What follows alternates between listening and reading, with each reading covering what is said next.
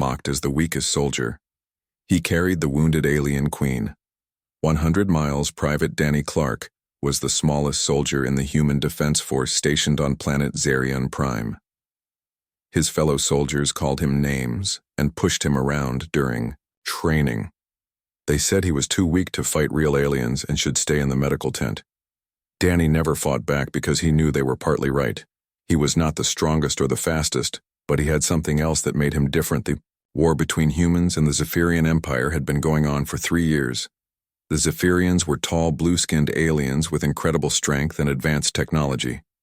They ruled over 12 star systems and had never lost a battle until they met humanity on the outer colonies.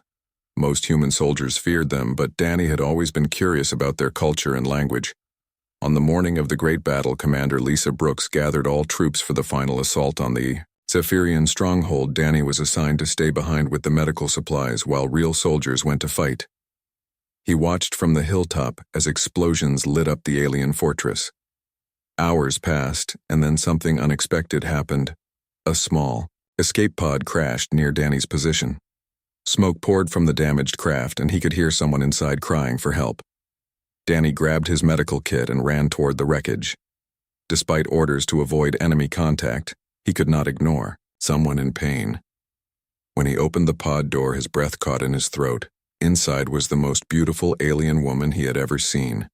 She had pale blue skin that shimmered like starlight and silver hair that flowed like water. Her eyes were large and violet-colored but filled with pain. A deep wound crossed her chest and green blood stained her elegant robes. Danny realized this was no ordinary Zephyrian soldier. This was royalty. The alien woman looked at Danny with surprise. She spoke in broken human language, asking why he was helping her. Danny explained that he was a medic and it was his job to help anyone who was hurt. She told him her name was Zara, and she was the crown princess of the Zephyrian Empire. Her own people had betrayed her during a power struggle and left her to die in the battle. Danny treated her wounds as best he could, but she needed real medical help. The nearest human hospital was 100 miles away through dangerous territory filled with wild creatures and enemy patrols. Zara was too weak to walk, and Danny was too small to carry someone for long distances. But he made a decision that would change both their lives. He built a makeshift stretcher using supplies from the medical tent and started the long journey carrying Princess Zara on his back when the stretcher broke. The first day was the hardest. Danny's muscles ached, and his feet were covered in blisters, but Zara encouraged him with stories about her home world. She described Crystal, cities that floated in purple skies and gardens where flowers sang in the wind. During the second night, they were attacked by shadow wolves. Danny had never fought real monsters before, but he stood between the creatures and the wounded princess. Using only a medical laser and his wits, he managed to scare them away. Zara watched in amazement as this small human risked his life for someone he barely knew. She began to see why her people had struggled so much against humanity as they traveled. Zara taught Danny words in her language, and he shared human songs with her. They talked about their dreams and fears, discovering they had more in common than either expected.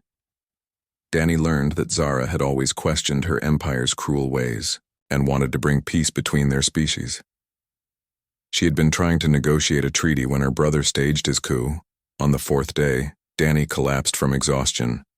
His body could not take any more, but they were still 20 miles from safety. Zara used her remaining strength to help him walk, leaning on each other like old friends. She told him about ancient Zephyrian legends of humans who could do impossible things when fighting for others.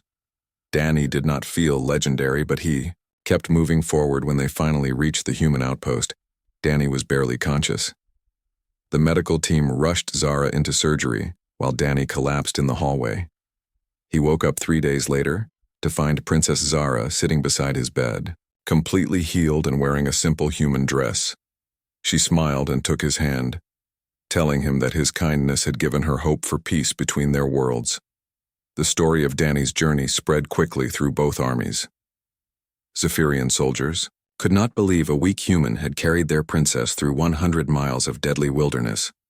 Human troops finally understood that Danny's greatest strength was not his body, but his heart. The war ended 2 weeks later, with Princess Zara and Danny working together to write the peace treaty. Years later, when people asked Danny how he found the strength to carry an alien queen such a long distance, he would smile and say that sometimes the weakest person can do the strongest things when they choose love over fear. Princess Zara became the first Zephyrian ambassador to Earth, and Danny became head of interspecies medical services. They remained close friends for life, proving that understanding between different peoples was always possible. The other soldiers who had mocked Danny for being small and weak learned an important lesson that day. True strength comes from courage, compassion, and determination, not from muscles or weapons. Danny Clark, the weakest soldier in the Human Defense Force, had accomplished something that the strongest warriors could not do.